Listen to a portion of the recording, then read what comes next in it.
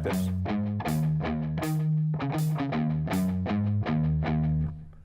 As businesses grow, expanding internationally is often part of the business plan. However, in today's digitally connected global business environment, the options are endless. So which countries stand out from the crowd?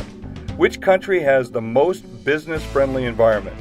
According to leading publications, the answer is Ireland, ranking it at the top of the business environment in the European Union.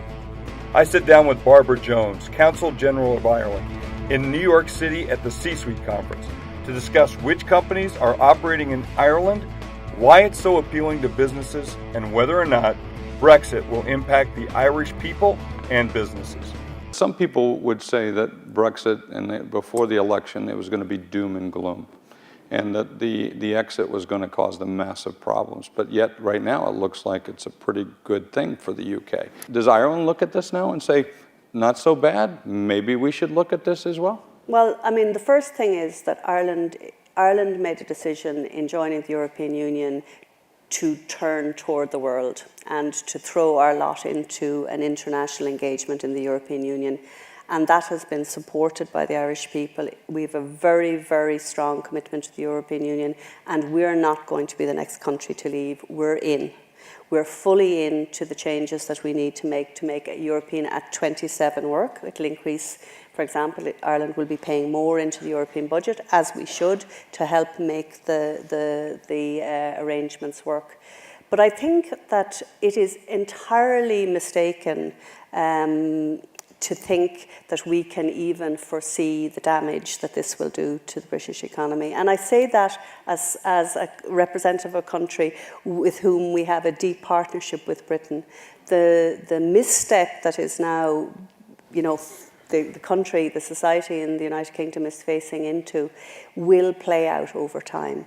And I mean, in my opinion, and I say this with regret, I think we are looking at a prospect of the decline of Britain over time. So yes, a bit of recovery of the losses of the first night and sterling settling down. But this is such a fundamental reorientation of the vocation of England, Scotland, Wales and Northern Ireland that you would have to say it is a fundamental shift, and it is hard to see in this globalized world how a medium-sized state like Britain can prosper on their own. And bad in the long run.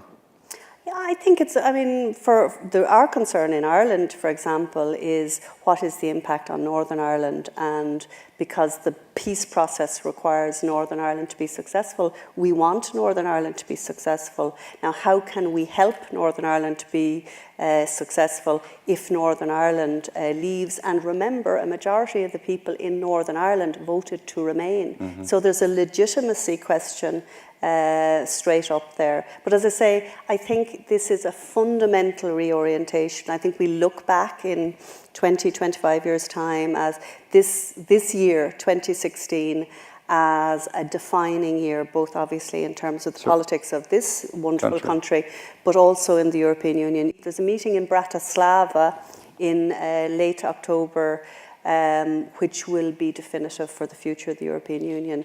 And I think what we're going to see is a European solidarity around more Europe, better Europe, and Europe will move swiftly beyond this.